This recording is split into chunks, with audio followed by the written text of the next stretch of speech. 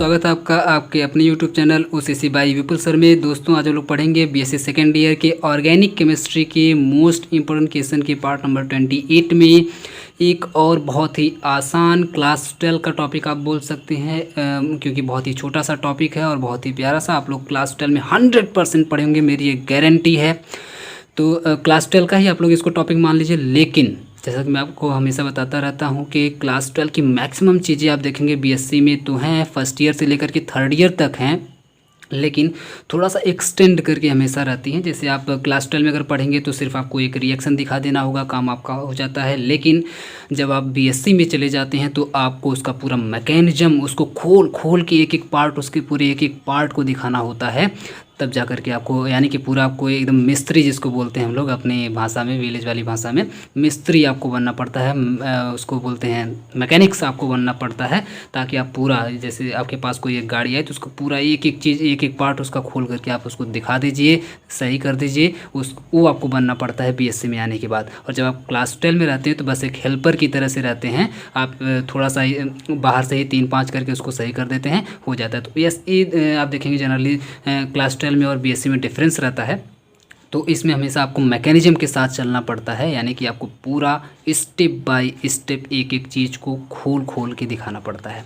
ठीक है, तो कोई बात नहीं, टेंशन की एकदम बात नहीं है। आप लोग जानते हैं कि यहाँ पर आपके लिए बहुत ही बेहतरीन कंटेंट प्रोवाइड करवाए जाते हैं, जिससे आप लोग कितना भी खोल करके करना हो, लेकिन कोई दिक्कत नहीं है, आप लोग आराम से कर ले जाएंगे, कोई दिक्कत नहीं आएगी। बहुत ही इजी वे में आपको समझ में आ जाता है और आप लोग करते हैं। 1-2 बार बस मेरी रिक्वेस्ट रहेगी कि आप लोग कम से कम 2 से 3 बार प्रैक्टिस करके अगर आप लोग खुद से जाएंगे एग्ज़ाम में तो आपको कुछ करना ही रहेगा। आप एग्ज़ाम में जाने के बाद मुझे याद करेंगे कि हाँ सर क्या बोले थे। आप एकदम बिल्कुल आँखों बंद करके लिखेंगे, एकदम हवा की तरह से लिखेंगे, जैसे लगेगा ही नहीं। आपका आधा घंटा से 45 मिनट या मुश्किल से 1 घंटे में आपका टोटल पेपर ही कंप्लीट हो जाएगा, अगर आपकी स्पीड है लिखने की तो। अगर आप थोड़ा सा फास्ट लिखते हैं तो, क्योंकि आपको सिर्फ लिखना रहेगा, सिर्फ लिखना रहेगा, सोचना तो रहेगा ही नहीं। आप देखेंगे आपके आसपास के लोग बैठ करके सोच रहे होंगे इसके आगे क्या लिखें, अगली लाइन क्या लिखें, अगला क्या होगा। थोड़ा एक बार छत की तरफ देखते हैं तो एक बार दरवाजे की तरफ देखते हैं, फिर अगल बगल वालों को देखते हैं, इस तरीके का काम करते हैं। तो ये सब आपको नहीं करना रहेगा, तो आपकी टाइम बचेगी। आप फटाफट एक बार सिर आप नीचे करेंगे कॉपी पर तो आपका सिर तभी उठेगा जब आपका पेपर ख़त्म हो जाएगा। ठीक है, तो इस तरीके की आपके अंदर एबिलिटी को पैदा करी जाती है इस चैनल पर, इन वीडियोस के माध्यम से। मेरी कोशिश यही रहती है, क्योंकि मैं खुद ऐसा किया हुआ हूं, तो मैं सोचता हूं कि बाकी के मेरे जो स्टूडेंट्स हैं वो भी इसी तरीके का काम करें। ठीक है, तो फिलहाल आ जाते हैं अपने टॉपिक पर। बहुत हो गया, 3-5 बातें बहुत हो गई, तुरंत आ जाते हैं टॉपिक पर। टॉपिक का नाम आप लोग जान ही गए होंगे, क्या है? Picric acid. बहुत ही प्यारा सा, आपको याद है पिक्रिक एसिड, लेकिन प्यारा नहीं है, याद रखिएगा। इसका नाम बस देखने में, सुनने में बड़ा अच्छा लगता है, बोलने में बहुत अच्छा लगता है। हाँ, पिक्रिक एसिड है ना, पिक्रिक एसिड। लेकिन आप इसका अगर काम देखेंगे ना, बहुत ही खतरनाक काम करता है भाई ये पिक्रिक एसिड। एकदम उड़ा देगा किसी को, किसी के पास रख के चले जाइए, उड़ा देगा। पिक्रिक एसिड से बम वगैरह बनाया जाता है, बम बनाया जाता है, बारूद बनाई जाती है ना, जितनी भी ब्लास्ट करने वाली चीज़ें होती है ना, वो सारी चीज़ें पिक्रिक एसिड से बनाई जाती है। यानी बहुत ही एक्सप्लोजिव होता है, इंग्लिश में अगर हम लोग बोलें तो एक्सप्लोजिव, यानी खतरनाक होता है, ब्लास्ट होने वाली चीज़ होती है, बारूद की तरह से होता है। तो इसका बस नाम अच्छा है, काम तो बहुत ख़राब है, समझिए कि लोगों को दुनिया से ऊपर कर देता है ना। चलिए, how will you prepare picric acid from phenol. तो इसी को आज हम लोग बनाने चल रहे हैं। देख रहे हैं आप लोग कितना ज़बरदस्त चीज़ आज हम लोग बनाने चल रहे हैं। नाम से तो बहुत ही प्यारा है, लेकिन काम से बहुत ही खतरनाक है। तो ऐसी चीज़ को आज हम लोग बनाने चल रहे हैं जिसका नाम है पिक्रिक एसिड। आज उसको हम लोग बनाएंगे यहाँ पर, ठीक है।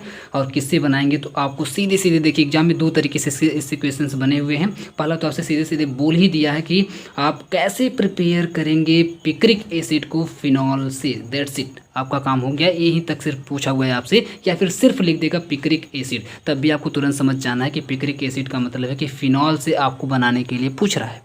ठीक है, तो ये चीज़ आपसे पूछेगा। अब देखिए यहाँ पे आपको मैकेनिज्म वगैरह, रिएक्शन वगैरह कुछ नहीं लिखा है, लेकिन ये अंडरस्टूड होता है बीएससी में कि आप इसका रिएक्शन भी दें और साथ में आप इसका, वैसे आप इससे यहाँ पर पूछने का मतलब ही होता है कि आप इसका मैकेनिज्म दें। अगर आप सीधे सीधे मैकेनिज्म दे देते हैं तो वो बिल्कुल एग्जामिनर खुश हो जाएगा कि हाँ बस जो हमको चाहिए था वो हमको मिल गया, और आपको नंबर प्रोवाइड कर देगा। कई बार ना मैं देखता हूँ कि स्टूडेंट्स हमेशा कुछ लोग मैसेज भी करते हैं सर आंसर छोटा है, बड़ा है, ये है वो है। तो आप बताइए क्या एकदम बिल्कुल जो आंसर वहाँ पे बोला है 500 वर्ड में लिखने के लिए, तो क्या इसका आंसर बिल्कुल एकदम एग्जैक्ट 500 वर्ड का होगा? कोई भी क्वेश्चन है तो क्या उसका 500 वर्ड का ही आंसर सिर्फ होता है, या उससे ज़्यादा, उससे कम नहीं हो सकता है?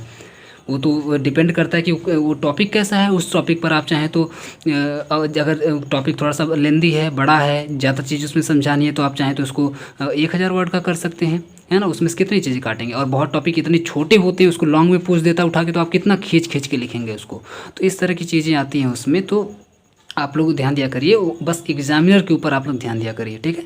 कभी कभी आंसर उससे छोटा भी हो सकता है, कभी कभी उससे बड़ा भी हो सकता है। आप देखेंगे पूरे पेपर में कुछ क्वेश्चंस ऐसे रहते हैं जिनका अगर आप 500 वर्ड से ऊपर जाकर के नहीं लिखेंगे, 700 वर्ड से ऊपर जाकर के नहीं लिखेंगे, तो उसका पूरा आंसर ही कंप्लीट नहीं होगा। तो इसका मतलब क्या हुआ? इसका मतलब ये होगा आप लोग छोड़ करके चले आएंगे? नहीं, आपको छोड़ना नहीं है, ठीक है। या 500 वर्ड लिख करके सिर्फ चले आएंगे, उतना लिख देंगे तो आधा अधूरा वो मानेगा एग्जामिनर, और आपका 500 वर्ड कंप्लीट, तब भी आपको पूरा नंबर नहीं देगा।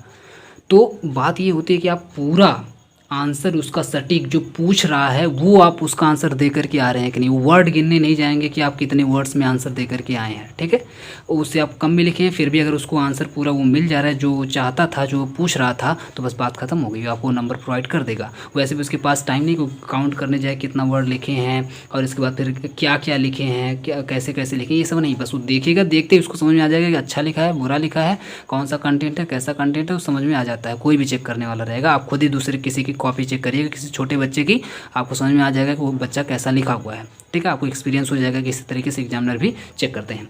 फिलहाल के लिए पिक्रिक एसिड का हम लोग बनाएंगे फिनॉल से। दूसरा जो आपसे पूछा कि दूसरा जो इसका टाइप है पूछने का, वो टाइप है give 2 methods of preparation of picric acid, why does it act as a strong acid. देखिए यहाँ पर आपसे जो दूसरा टाइप है उसमें पूछा गया कि आप कोई दो मेथड दीजिए। ये भी देखिए, ये भी लॉन्ग का क्वेश्चन है, 5 नंबर का ये भी क्वेश्चन है, 5 नंबर का ये भी क्वेश्चन है, दोनों 5 नंबर के क्वेश्चन हैं।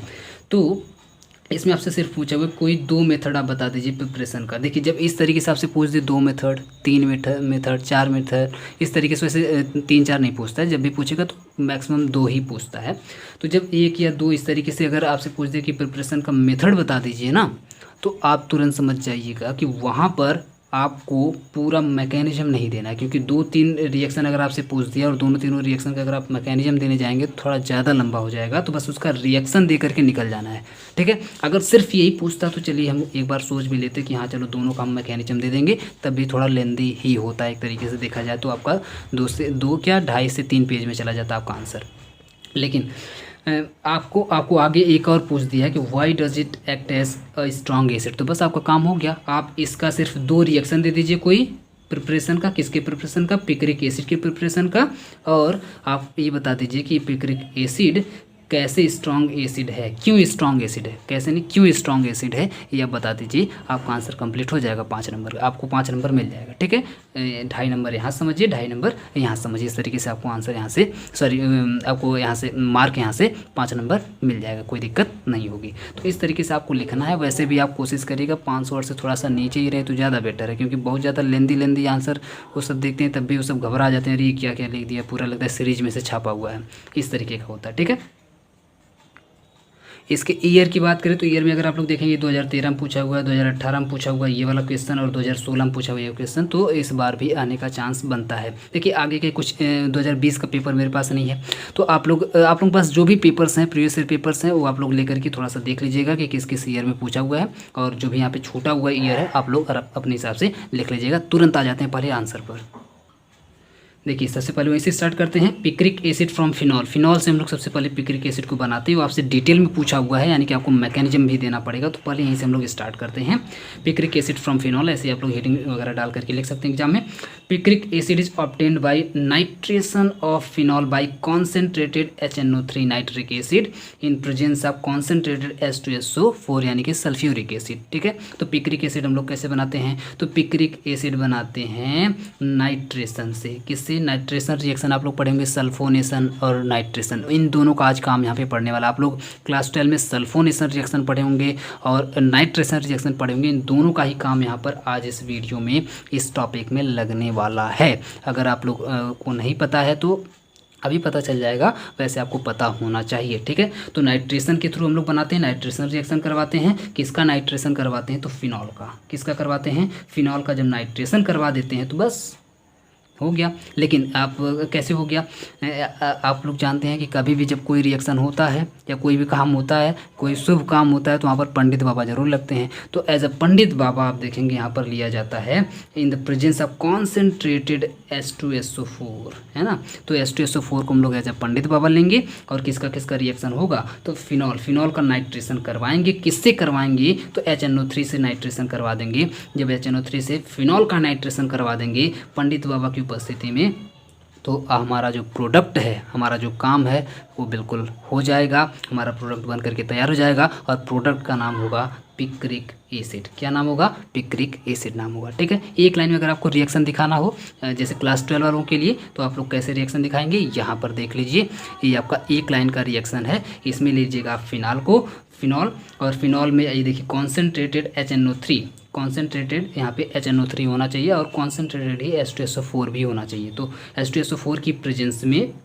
HNO3 से जब इसका हम लोग नाइट्रेशन करवा देंगे, तो HNO3 से नाइट्रेशन करवाने के बाद आप देखेंगे यहाँ पर आप 3 भी ले सकते हैं, 3 टाइम इसलिए क्योंकि यहाँ पर 3 बार NO2 इसमें से निकलेगा। देखिए अब यहीं पर मैं आपको बता दूं कि सल्फोनेशन क्या होता है और नाइट्रेशन क्या होता है।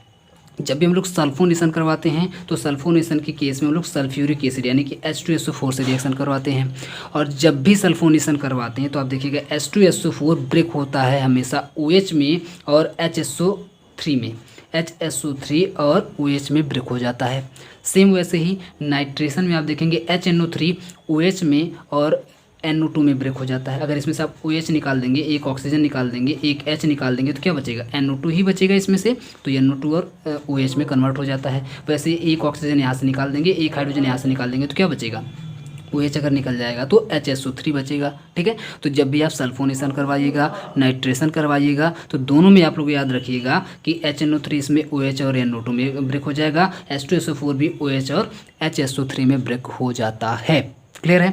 तो वैसे ही जब यहाँ पे आप नाइट्रेशन करवाएंगे तो 3 बार, मान लीजिए इसको यहाँ पे आप चाहे 3 लिख सकते हैं, लेकिन अभी यहाँ पे एक लाइन में आप रिएक्शन दिखा रहे हैं तो बस ऐसे ही आप लोग दिखा दीजिएगा, कोई दिक्कत वाली बात नहीं है, वो लोग एग्जामिनर समझ जाएंगे।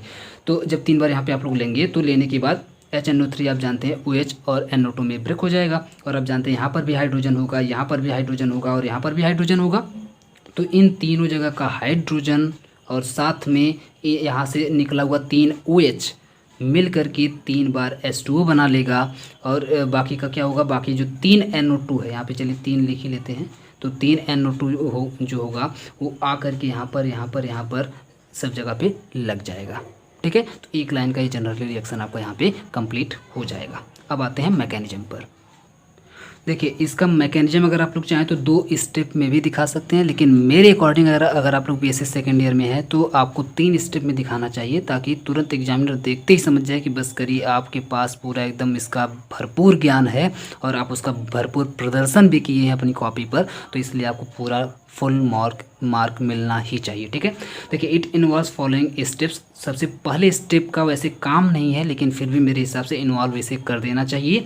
क्यों? क्योंकि यहाँ पर आपको दिखा देना होगा। इसमें ये दिखाया जाता है जैसे OH group is activating group. आप देखेंगे तो OH ग्रुप का कैसा ग्रुप होता है? एक्टिवेटिंग ग्रुप होता है। एक्टिवेटिंग ग्रुप का मतलब ना समझिए कि जनरेटर होता है। कैसा होता है? जनरेटर की तरह से काम करता है फिनॉल के अंदर।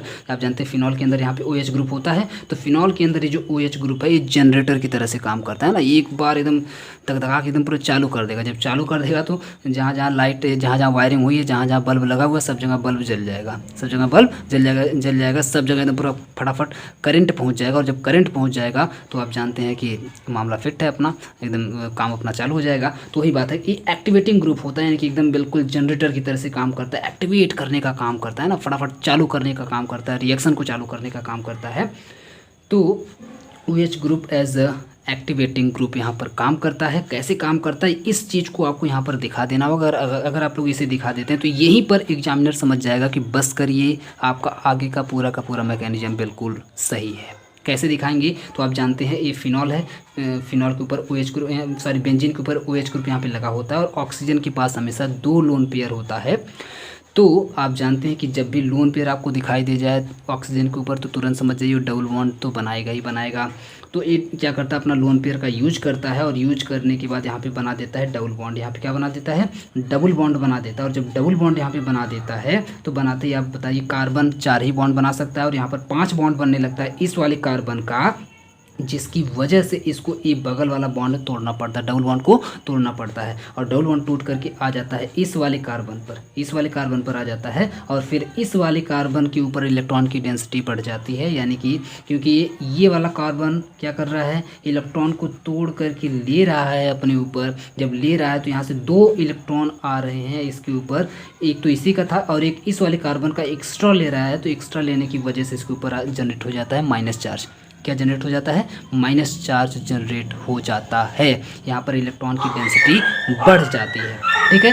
और यहाँ पर आप देखेंगे डबल बॉन्ड बन जाता है और यहाँ पर आप देखेंगे तो क्योंकि ऑक्सीजन अपना इलेक्ट्रॉन दिया है, दे करके बनाया हुआ है, इसलिए इसके ऊपर पॉजिटिव चार्ज आ जाता है। क्योंकि हमेशा देने वाले के ऊपर हमेशा पॉजिटिव चार्ज, लेने वाले के ऊपर हमेशा नेगेटिव चार्ज आता है, ठीक है। ये बात आप लोग हमेशा याद रखिएगा। फिर सही बात, यहाँ पर माइनस चार्ज यानी कि यहाँ पर समझिए इलेक्ट्रॉन की डेंसिटी ज़्यादा है तो इलेक्ट्रॉन की डेंसिटी का यूज करेगा और उसी इलेक्ट्रॉन से यहाँ पर बना देगा यहाँ पर डबल बॉन्ड। और जो ही यहाँ पर डबल बॉन्ड बनेगा तो इस वाले कार्बन के ऊपर इलेक्ट्रॉन की डेंसिटी बढ़ जाएगी।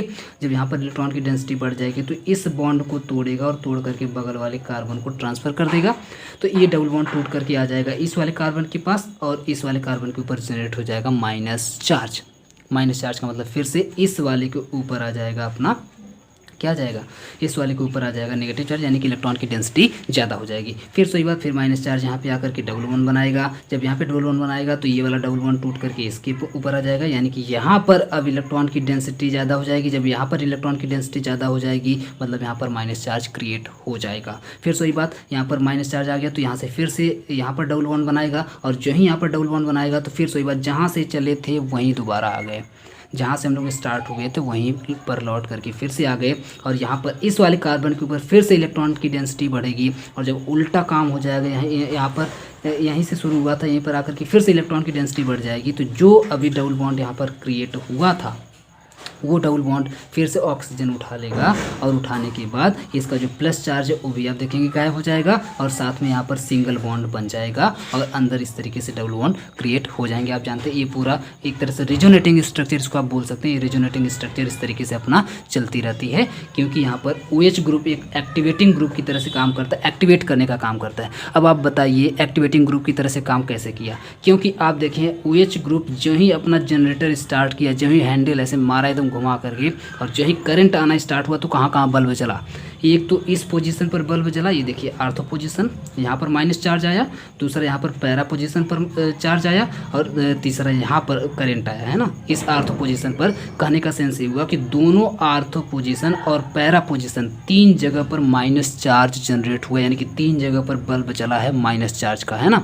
3 जगह पर करंट आया है तो आप लोग समझ गए होंगे कि अटैक कहाँ होगा। अटैक कहाँ होगा, इन्हीं तीनों जगह पर आएगा माइनस चार्ज क्योंकि जनरेट हो रहा है। तो आप बताइए जो जुड़ने वाला होगा, जो यहाँ पर आने वाला होगा, उसके ऊपर कौन सा चार्ज होना चाहिए, उसके ऊपर कौन सा चार्ज होना चाहिए, क्योंकि यहाँ माइनस चार्ज, यहाँ माइनस चार्ज, यहाँ माइनस चार्ज अगर जनरेट हो रहा है तो इसका मतलब जो आने वाला ग्रुप होगा, जो यहाँ पर अटैक करने वाला ग्रुप होगा, जो यहाँ पर आकर के जुड़ने वाला ग्रुप होगा, उसके ऊपर कौन सा चार्ज होना चाहिए, तो उसके ऊपर होना चाहिए पॉजिटिव चार्ज। कौन सा चार्ज होना चाहिए, पॉजिटिव चार्ज होना चाहिए, प्लस चार्ज होना चाहिए, याद रखिएगा। और जब प्लस चार्ज रहेगा तो प्लस चार्ज वालों को हम लोग क्या बोलते हैं, प्लस चार्ज वालों को हम लोग बोलते हैं इलेक्ट्रोफाइल। क्या बोलते हैं, इलेक्ट्रोफाइल। इलेक्ट्रोफाइल का मतलब होता है जो इलेक्ट्रॉन से प्यार करता हो, है ना। इलेक्ट्रॉन से प्यार करने वाले को बोलते हैं इलेक्ट्रोफाइल। और इलेक्ट्रॉन से प्यार करने का मतलब ये हुआ कि वो इलेक्ट्रॉन की तरफ भागा भागा जाएगा, इलेक्ट्रॉन की तरफ आकर्षित होगा, इलेक्ट्रॉन को देखते ही एकदम बस चक्कर चलाने लगेगा।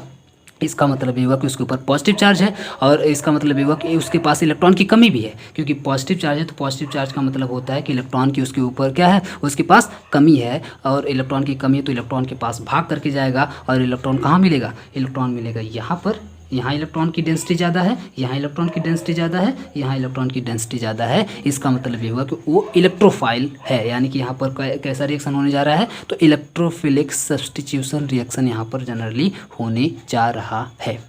आप लोग समझ गए होंगे। तो इलेक्ट्रोफिलिक रिएक्शन यहाँ पे समझिए एक तरीके से होने जा रहा है। इलेक्ट्रोफाइल आएगा, अटैक करेगा, काम खत्म करेगा। तो बस ये स्टेप फर्स्ट में आप लोग इतना दिखा देंगे। बाकी आते हैं, देखते हैं स्टेप नंबर सेकेंड में।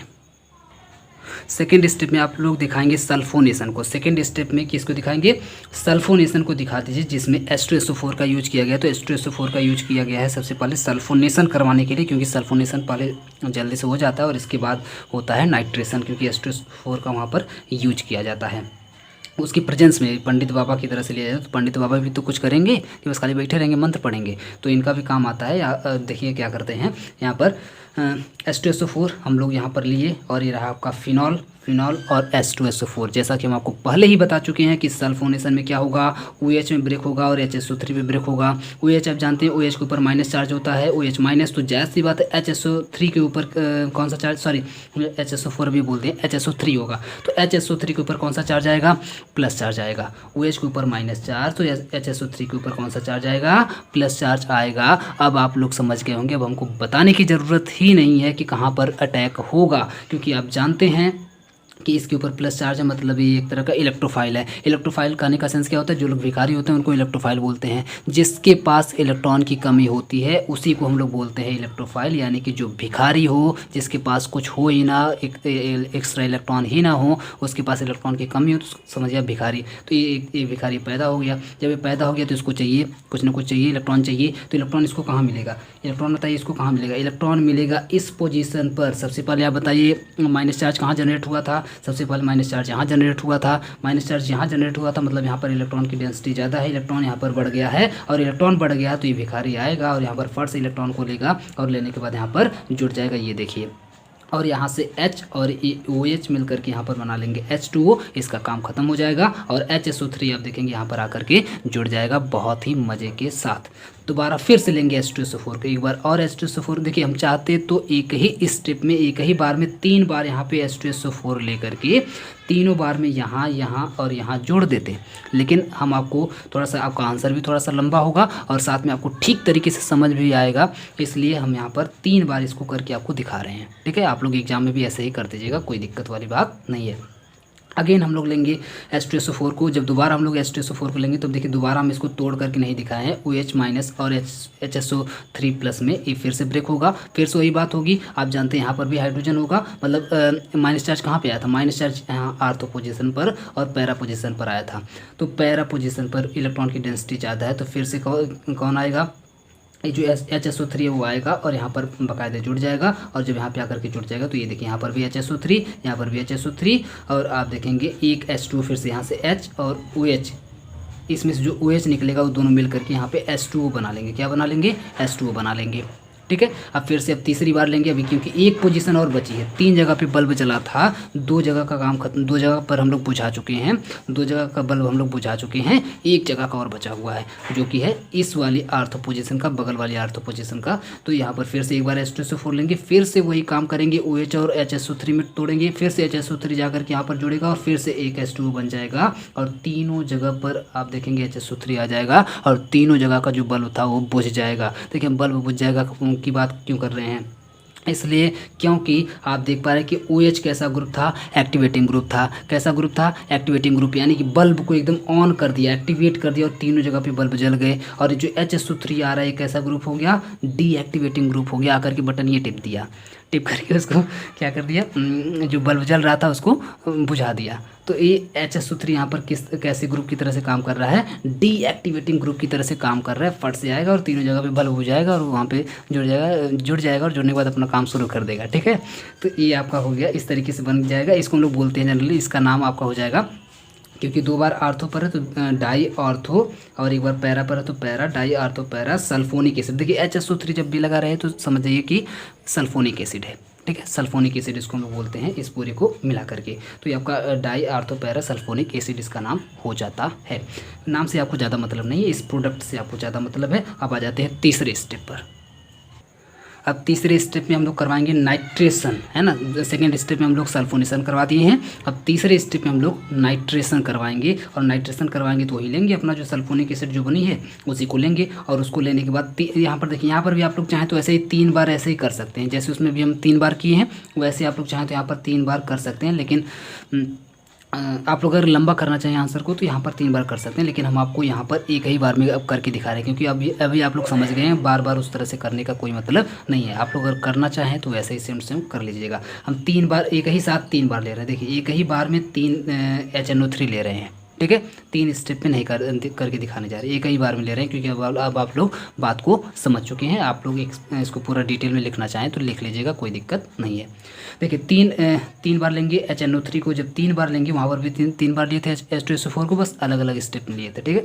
तो 3 बार जब इसको लेंगे तो आप जानते हैं नाइट्रेशन में क्या होता है, OH माइनस में और NO2 प्लस में टूटेगा, NO2 प्लस में टूटेगा। आप बताइए NO2 प्लस यानी कि ये भी क्या हो गया, इलेक्ट्रोफाइल, ये भी क्या हो गया, इलेक्ट्रोफाइल हो गया। साथ में इलेक्ट्रोफाइल के साथ साथ में क्या है, छोटा ग्रुप है। HSO3 से कैसा ग्रुप है, छोटा ग्रुप है और भिखारी ग्रुप है ना। भिखारी का मतलब है कि जिसके ऊपर इलेक्ट्रॉन की कमी हो, जिसके ऊपर प्लस चार्ज हो, जिसके पास इलेक्ट्रॉन की डेंसिटी कम हो, ठीक है। तो ये भी एक तरह का भिखारी ग्रुप है। आप बताइए अगर कोई बहुत ज़्यादा मोटा और लंबा चौड़ा नहीं, बहुत ज़्यादा अगर वो मोटा है, फैला हुआ बिल्कुल एकदम है, तो वो तेज़ी से चलेगा कि जो एकदम बिल्कुल हल्का होगा, दुबला पतला होगा, वो तेज़ी से चलेगा। तो आप लोग समझ गए होंगे, जो मोटा होगा तो एकदम बिल्कुल ऐसे ही हाथी की तरह चलेगा, डग डग डग डग करके, और जो घोड़े की तरह से होगा टक टक टक करके चलेगा, है ना।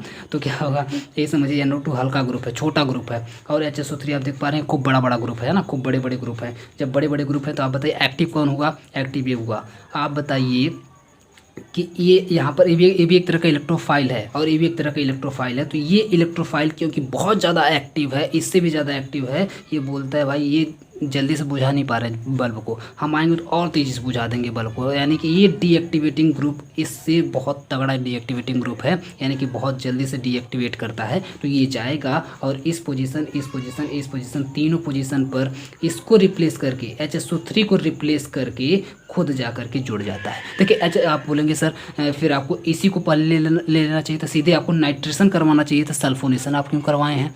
आप सल्फोनेशन क्यों करवाए हैं? तो सल्फोनेशन इसलिए करवाएं क्योंकि अगर ये HSO3 नहीं रहता तो ये अब फिर उतना तेज़ी से काम नहीं कर पाता। क्यों? क्योंकि आप जानते हैं H2SO4 एक तरह का क्या होता है, निर्जलीकारक होता है ना, निर्जलीकारक जिसको हम लोग हिंदी में बोलते हैं और इंग्लिश में डिहाइड्रेटेड एजेंट बोलते हैं ना, जो डिहाइड्रेशन करवा दे।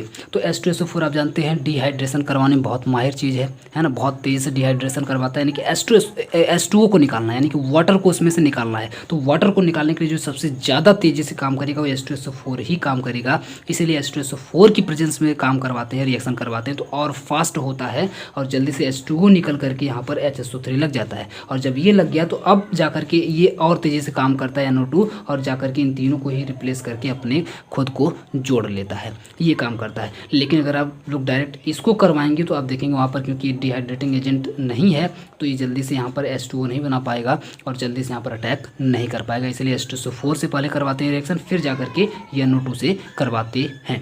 तो HSO3 यहाँ से निकलेगा, HSO3 यहाँ से निकलेगा, यहाँ से निकलेगा और आप देख पा रहे हैं 3 बार यहाँ से OH निकल रहा है, 3 बार OH निकल रहा है। तो यानी कि जो OH H2SO4 में से गायब हुआ था अभी ऊपर वाले स्टेप में, सेम वही तीनों OH इसको यहाँ से मिल जा रहे हैं। जब मिल जाएंगे तो फिर से ये 3 बार H2SO4 जो था वो फिर से बन जाएगा। यानी कि जो शुरू में आया था वो बिल्कुल लास्ट में 3 में आप लास्ट में आप देखेंगे बच जाएगा। 3H2SO4 आप देखेंगे यहाँ पर बन जाएगा, वो जैसा था वैसा फिर से बन करके तैयार हो जाएगा H2SO4, ठीक है। जो NO2 है वो आप देखेंगे यहाँ पर दोनों ऑर्थो पोजीशन और पैरा पोजीशन पर आराम से आकर के जुड़ जाएगा, जिसको हम लोग बोलेंगे पिक्रिक एसिड, या फिर आप नंबरिंग करेंगे तो आप बोल सकते हैं इसको 2 4 6।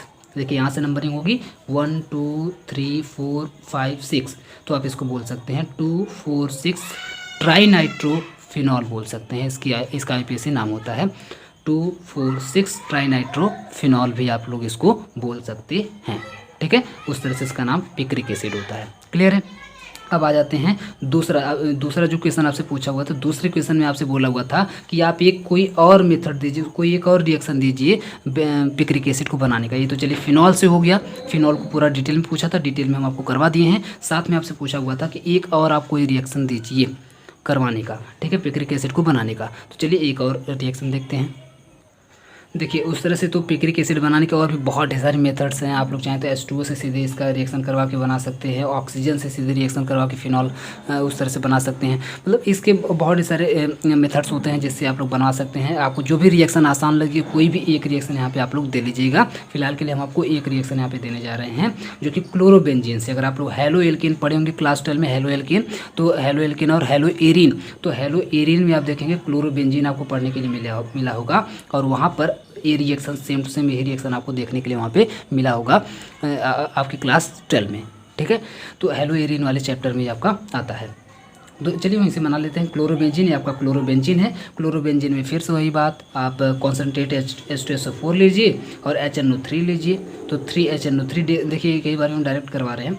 देखिए 3HNO3 आप लोगों को इसका भी देखिए मैकेनिज्म चाहें तो सेम जैसे अभी हम ऊपर मैकेनिज्म दिए है ना, वैसे ही आप लोग करवा सकते हैं। सबसे पहले आपको क्या करवाना पड़ेगा, सल्फोनेशन करवाना पड़ेगा। उसका क्या करवाना पड़ेगा, सल्फोनेशन। उससे भी पहले अगर आप लोग चाहें तो जैसे वहाँ पर OH ग्रुप यहाँ पे लगा हुआ था, OH ग्रुप, और OH ग्रुप क्या था, एक्टिवेटिंग ग्रुप था। उसी तरीके से आप देखेंगे यहाँ पर ये जो क्लोरीन है ना, क्लोरीन भी एक्टिवेटिंग ग्रुप की तरह से काम करता है। ये भी यहाँ पर माइनस चार्ज और माइनस चार्ज यहाँ पे जनरेट करने का काम करता है। तो सेम वही स्टेप आप लोग चाहें तो तीनों स्टेप आप लोग चाहें तो करवा करके इसका भी मैकेनिज्म खुद से चाहें तो आप लोग दे सकते हैं, कुछ करना नहीं है। पहले आप लोग एक्टिवेटिंग ग्रुप आप लोग चाहें तो दिखा दीजिएगा इसके, क्योंकि क्लोरीन के पास भी आप लोग जानते हैं लोन पेयर होता है। क्लोरीन के पास भी आप लोग जानते 3 लोन पेयर होता है। क्लोरीन के पास 3 लोन पेयर होता है, तो यहाँ पर डबल लोन बनाएगा, और जैसा वहाँ पर अभी पहले स्टेप में दिखाए थे सेम वैसे ही हो जाएगा। साथ में आप लोग देखेंगे फिर सल्फोनेशन सेकंड स्टेप में करवाएंगे। जब सल्फोनेशन करवाएंगे तो सल्फोनेशन करवाते टाइम H2SO4 से रिएक्शन जैसा भी उसमें करवाएं वैसा आप करवाएंगे, तो यहाँ पर HSO3 जुड़ जाएगा।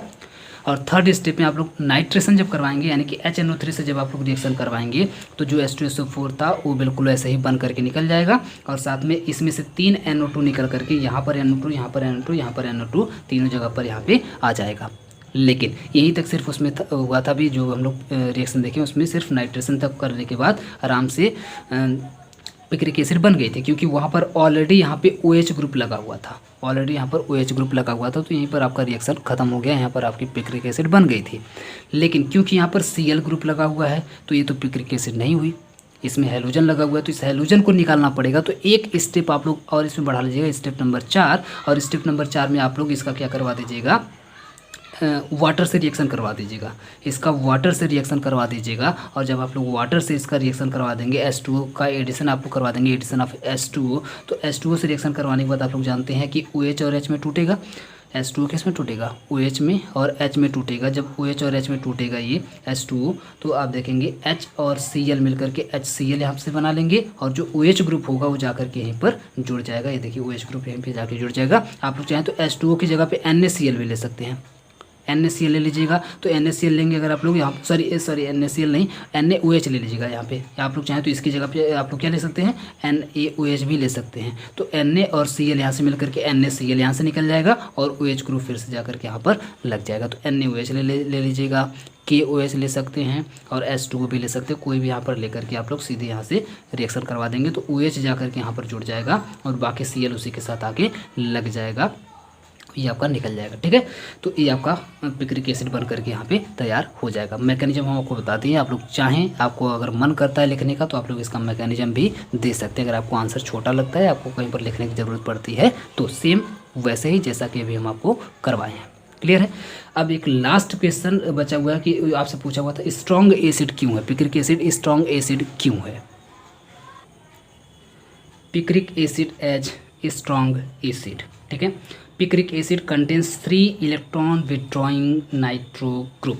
देखिए जो नाइट्रो ग्रुप है, NO2 ग्रुप जो लगा हुआ था उसमें अभी बेंजीन के अंदर, फिनॉल के अंदर, वो अगर आप लोग देखेंगे ना तो NO2 ग्रुप एक तरह का इलेक्ट्रॉन विड्रॉइंग ग्रुप होता है। कैसा ग्रुप होता है, इलेक्ट्रॉन विड्रॉइंग ग्रुप होता है। इलेक्ट्रॉन विड्रॉइंग का मतलब क्या हुआ, ये एक ऐसा ग्रुप है ना जिसके पास ATM होता है।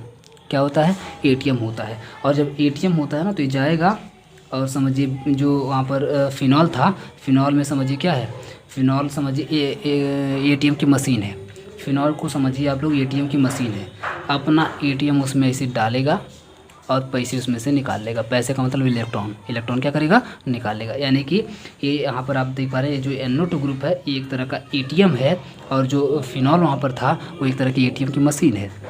इसके लिए एटीएम की मशीन है, ये अपना एटीएम धीरे से निकालेगा पॉकेट में से और फिनॉल में डालेगा इसे और इलेक्ट्रॉन को निकाल लेगा। यानी कि इलेक्ट्रॉन विड्रॉइंग ग्रुप है। कहने का सेंस ये हुआ कि इलेक्ट्रॉन को अपनी तरफ खींचता है, अपनी तरफ विड्रॉ कर लेता है, इलेक्ट्रॉन को निकाल लेता है बेंजीन के अंदर से, अपनी तरफ खींचने का काम करता है। और जब खींचने का काम करता है किस किस पोजीशन पर लगा हुआ है, on 2, 4, 6 position of carbon atoms. आप लोग अभी देखे हैं किस पे लगा हुआ था, NO2 ग्रुप 2 पर लगा हुआ था, 4 पर लगा हुआ था, 6 पर लगा हुआ था। जब तीनों जगह से 3 एटीएम एक साथ जाता है और तीनों जगह से खींचे जाते हैं इलेक्ट्रॉन, तो आप समझ सकते हैं कि एकदम बिल्कुल उसमें जितना पैसा होगा, जितना इलेक्ट्रॉन होगा सब खींच लेंगे अपनी तरफ, यानी कि उसको एकदम बिल्कुल चूस लेंगे। जब चूस लेंगे तो क्या होगा, the nitro groups are also called deactivating group.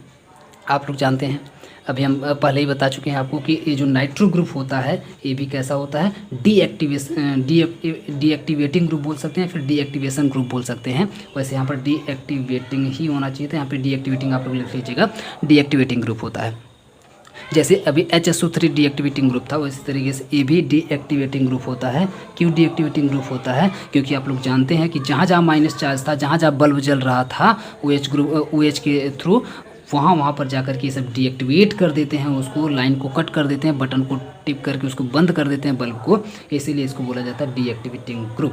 यानी कि वहाँ पर इलेक्ट्रॉन की डेंसिटी ज़्यादा थी और ये सब जाकर के वहाँ पर उसको डीएक्टिवेट कर देते हैं, इलेक्ट्रॉन की डेंसिटी को कम कर देते हैं, इसीलिए इसको बोला जाता है डीएक्टिवेटिंग ग्रुप। क्लियर है। Consequently, the phenolic OH bond in picric acid is more polar than normal OH bond in phenol।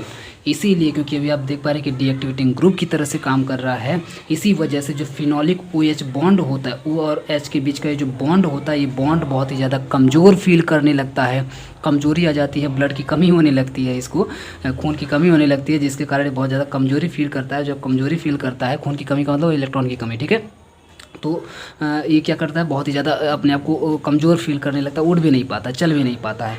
तो ये क्या होगा, टूटेगा, मरेगा, है ना। जब ये टूटेगा तो टूटने के बाद बहुत ज़्यादा ये टूटने से पहले पोलर होगा। पोलर होने का मतलब प्लस और माइनस चार्ज इन दोनों के बीच में जनरेट होगा। यानी कि जब ये सिर्फ फिनॉल के पास था, है ना, जब सिर्फ फिनॉल के ऊपर OH ग्रुप लगा हुआ था, उससे अगर हम लोग कंपेयर करें तो जब नाइट्रो फिनॉल हो गया, 2, 4, 6 नाइट्रो फिनॉल हो गया, तो उसमें ये ज़्यादा पोलर हो जाता है फिनॉल के कंपैरिजन में। यानी कि फिनॉल में कम पोलर और इसमें पिक्रिक एसिड में ज़्यादा पोलर हो जाता है। वही बात यहाँ पे लिखी गई है कि phenolic OH bond is picric acid is more polar than normal OH bond in phenol. Phenol में जब नॉर्मल OH बॉन्ड था तो वहाँ पर कम पोलर हो पा रहा था, जबकि जो पिक्रिक एसिड के अंदर जो फिनॉल जो OH ग्रुप आ रहा है वो ज़्यादा पोलर हो जा रहा है। जब ज़्यादा पोलर हो रहा है so that it spontaneously releases H+ ion and act as strong acid. तो ये बहुत तेज़ी से, क्योंकि अभी ये बहुत ज़्यादा कमज़ोर बॉन्ड हो गया, बहुत ज़्यादा कमज़ोर फील करने लगा है, तो ये टूटेगा और जब ये टूटेगा तो H+ को रिलीज कर देगा। जब H+ को रिलीज कर देगा तो आप बताइए, जो लोग जितना जल्दी H+ रिलीज करते हैं उसे बोलते हैं स्ट्रॉन्ग एसिड। जो बहुत तेज़ी से रिलीज करते हैं उसे लोग बोलते हैं स्ट्रॉन्ग एसिड। जो बहुत धीरे धीरे एकदम सोच विचार के पूरा एकदम अपना इलेक्ट्रॉन खर्च करते हैं, H+ को रिलीज करते हैं, तो समझिए कि उसको हम लोग बोलते हैं वीक एसिड बोलते हैं, ठीक है, क्योंकि बहुत तेज़ी से रिलीज कर देगा, इसी वजह से यहाँ पर ये as a strong acid act करता है। कैसे, हम एक फिगर के माध्यम से भी आपको बताने की कोशिश करते हैं। आप लोग भी फिगर जरूर बना दीजिएगा, आपका आंसर बहुत ही एकदम सुनहरा हो जाएगा, बहुत ही अच्छा, बहुत ही प्यारा लगने लगेगा, ठीक है। ये देखिए ग्रुप, ये देखिए, इससे आपको पूरा एकदम कहानी ही समझ आ जाएगी जो अभी तक जितनी कथा हम सुनाए हैं ना। अब पूरी कथा, पूरा जो कथा है, पूरी जो कथा हम सुनाए हैं, उस पूरी कथा का जो सारांश, जिसको हम लोग बोल सकते हैं समरी, आपको हम बताने चल रहे हैं इस फिगर के थ्रू।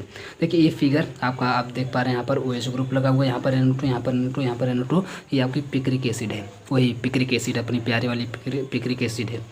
अब यहाँ पर 3 लगे हुए ATM, है ना, 3 ATM, 3 नाइट्रो ग्रुप लगे हुए हैं। और हम आपको बताएं कि तीनों नाइट्रो ग्रुप के पास, नाइट्रो ग्रुप एक ऐसा ग्रुप होता है जिसके पास ATM होता है, ATM कार्ड होता है। इन तीनों के पास है अपना खुद का ATM कार्ड, और यहाँ पर ये देखिए बड़ी सी लगी हुई है एटीएम की मशीन। ये सब अपना एटीएम इसमें डालेंगे और डालने के बाद खींचना स्टार्ट करेंगे पैसा। और जब खींचना स्टार्ट करेंगे, पैसे का मतलब इलेक्ट्रॉन समझिएगा, जब ये खींचना स्टार्ट करेंगे अपनी तरफ, ये देखिए ये भी नाइट्रो ग्रुप यहाँ से अपना दम लगा के खींच रहा है, ये भी एकदम बिल्कुल लगा के खींच रहा है एकदम दम पूरा, और ये भी लगा के खींच रहा है। जब तीनों इधर से चूसना इसको स्टार्ट करेंगे ना, खींचना जब स्टार्ट करेंगे तो ये बिल्कुल एकदम सिकुड़ेगा। सिकुड़ने का मतलब यहाँ से देखिए, यहाँ से इलेक्ट्रॉन, यहाँ पर इलेक्ट्रॉन की डेंसिटी है तो यहाँ से इलेक्ट्रॉन खींचना स्टार्ट करेंगे सब। इस यहाँ से होते हुए ये देखिए ऐसे होते हुए इधर भी जाएगा, फिर ऐसे होते हुए इधर भी जाएगा, फिर आप इधर से भी देखेंगे इधर भी जाएगा इलेक्ट्रॉन, ये खींच रहा है, फिर इधर से होते हुए इधर भी जाएगा। मतलब आप देख पा रहे हैं कि यहाँ से सिर्फ एक इस सिंगल बॉन्ड से दोनों तरफ इलेक्ट्रॉन खूब तेज़ी से खींचे जा रहे हैं। जब खूब तेज़ी से इलेक्ट्रॉन जब खींचे जा रहे हैं तो बताइए यहाँ पर जो इलेक्ट्रॉन अभी इलेक्ट्रॉन की जो डेंसिटी है बहुत ज़्यादा कम हो जाएगी। जो ऑक्सीजन है इलेक्ट्रॉन यहाँ पर बहुत ही कम इसको फील होगा, यानी कि इसको लगेगा कि यहाँ पर इलेक्ट्रॉन की डेंसिटी कम होगी, क्योंकि इसके इलेक्ट्रॉन को यहाँ पर तीन चूसंतु ग्रुप लगे हुए हैं और ये बिल्कुल एकदम चूस लिए हैं, इसको खींच लिए, इसके सभी इलेक्ट्रॉन को खींच लिए, अपनी तरफ खींच लिए हैं। जब अपनी तरफ खींच लिए हैं, जिसको हम लोग आप बोल सकते हैं कि यहाँ पर क्योंकि खींच रहा है तो इसके ऊपर कौन सा चार्ज आएगा, माइनस चार्ज आएगा, तो इसको आप बोल सकते हैं माइनस एम इफेक्ट बोल सकते हैं, माइनस एम मीजोमेरिक इफेक्ट आप लोग इसको बोल सकते हैं। लेकिन उसमें आप लोग मत फंसिए, बस अभी इतना समझिए कि ये जब खींचने लगेंगे तो इसको क्या होने लगेगा, इसको कमजोरी फील होने लगेगी, क्योंकि इसका इलेक्ट्रॉन सभी लोग छीन रहे हैं, तीन लोग मिल करके जब छीन रहे हैं तो इसको कमजोरी फील होने लगेगी, यानी कि इसके पास इलेक्ट्रॉन की डेंसिटी कम होने लगेगी। और जो ही इसके पास इलेक्ट्रॉन की डेंसिटी कम होने लगेगी, तुरंत क्या करेगा, बगल में दिख रहा है इसको H+ है ना, बगल में इसको हाइड्रोजन दिख रहा है सबसे कमज़ोर वाला, इन सबको तो छोड़ नहीं सकता। इस H+ को ऐसे तोड़ेगा और इस बॉन्ड को तोड़ करके ले लेगा तो इसके अभी जो कमज़ोरी फील कर रहा था, इलेक्ट्रॉन की जो कमी फील कर रहा था, वो कमी इसकी दूर हो जाएगी। जो ही इसकी कमी दूर हो जाएगी तो यहाँ से H+ निकल जाएगा, और जब H+ निकल जाएगा तेज़ी से, तो आप बताइए स्ट्रॉन्ग एसिड होगा कि नहीं। ये काम कितना तेज़ी से होगा आप समझ सकते हैं। तीन खींचने वाले ग्रुप है तो 1 भी सेकेंड लगेगा इसको H+ निकालने में, 1 भी सेकेंड नहीं लगेगा H+ निकालने में। इसका मतलब हुआ कि ये as a strong acid work करता है। फिनॉल के कंपैरिजन में बहुत ज़्यादा स्ट्रॉन्ग होता है, तेज़ी से H+ को रिलीज करता है। क्लियर है? तो उम्मीद करते हैं आपको ये पूरा वीडियो ठीक से समझ में आया होगा। अगर ठीक से समझ में आया है, पढ़ने में पूरा एकदम मज़ा आ रहा है आप लोगों को, तो प्लीज़ वीडियो को धका एकदम पूरा शेयर करिए। सभी दोस्तों में जितने भी लोग हैं आपके कांटेक्ट में, सभी को बिल्कुल एकदम शेयर करिए। व्हाट्सअप, फेसबुक, जितने भी आप लोग सोशल मीडिया यूज करते हैं, सब जगह पर वीडियोज़ होने चाहिए। हर एक वीडियो, जितने भी वीडियो आप लोग देखते हैं, सभी वीडियो को बस इतनी सी आपकी फ़ीस है, समझिए इसको आप फीस समझ लीजिए, क्योंकि मैं आपसे 1 रुपये नहीं लेता हूँ पढ़ाने का। तो प्लीज़ आप लोग इतना काम करा करिए कि ये समझिए फीस है आप लोगों की। आप लोग प्लीज़ इतना काम किया करिए कि हर वीडियो को आप लोग जितने भी सोशल मीडिया को यूज करते हैं, सभी में एकदम बिल्कुल शेयर किया करिए। सभी में लिंक ले जा करके, उसका लिंक कॉपी करके आप लोग शेयर किया करिए। और शेयर करने के बाद आपको पता ही क्या करना है, वीडियो को लाइक करना है, एक प्यारा सा कमेंट करना है एनर्जेटिक वाला, और इसके बाद पूरा वीडियो देखने के लिए बहुत बहुत आप सभी लोगों